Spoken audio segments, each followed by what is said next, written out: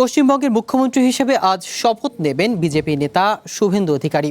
শুক্রবার কেন্দ্রীয় বিজেপি নেতা ও ভারতের স্বরাষ্ট্রমন্ত্রী অমিত শাহর সঙ্গে নতুন বিধায়কদের বৈঠকের পর শুভেন্দুকে মুখ্যমন্ত্রীর দায়িত্ব দেওয়ার সিদ্ধান্ত ঘোষণা করা হয়। পাশাপাশি বিধানসভার পরিষদীয় দলনেতা হিসেবেও দায়িত্ব পালন করবেন শুভেন্দু। অন্যদিকে প্রয়োজনীয় সংখ্যাগরিষ্ঠতা নিশ্চিত করতে না পারায় আজও থালাপতি বিজয়ের মুখ্যমন্ত্রী হিসেবে শপথ হচ্ছে না বলে জানিয়েছেন রাজ্যপালের দফতর। পশ্চিমবঙ্গের মুখ্যমন্ত্রী যে শুভেন্দুই হচ্ছে তা নিয়ে কৌতূহল থাকলেও খুব একটা সংশয় ছিল না বিজেপিতে। ভোটের ফল ঘোষণার পর থেকে মুখ্যমন্ত্রীর পদে তাকে সবচেয়ে জোরালো দাবিদার বলে মনে করা হচ্ছিল। শুক্রবার বিজেপির 207 জন জয়ী প্রার্থীর সাথে বৈঠক করে শুভেন্দু অধিকারীকেই পশ্চিমবঙ্গের মুখ্যমন্ত্রী হিসেবে বেছে নিলেন কেন্দ্রীয় স্বরাষ্ট্রমন্ত্রী অমিত শাহ।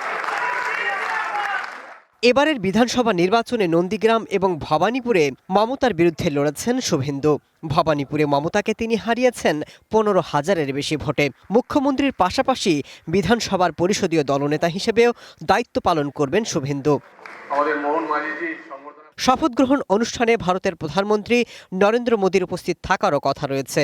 এছাড়া কেন্দ্রীয় স্বরাষ্ট্রমন্ত্রী অমিত শাহ, বিজেপির কেন্দ্রীয় নেতারা এবং দেশের 20টি রাজ্যের মুখ্যমন্ত্রীরাও অনুষ্ঠানে যোগ দেবেন। এদিকে তামিলে সরকার গঠনের জন্য প্রয়োজনীয় আসন নিশ্চিত করেছেন থালাপতি বিজয়। টিভিকে বলছে কংগ্রেস ছাড়াও এবার ভিসিকের পাশাপাশি দুই বাম দল সিপিএম এবং সিপিআই সমর্থন দেওয়ার কথা জানিয়েছে। এর মধ্যে দিয়ে গেল 4 দিন ধরে তামিলনাড়ুতে সরকার গঠন নিয়ে চলা অচলাবস্থার অবসান হয়েছে। Masud Rana, one international desk.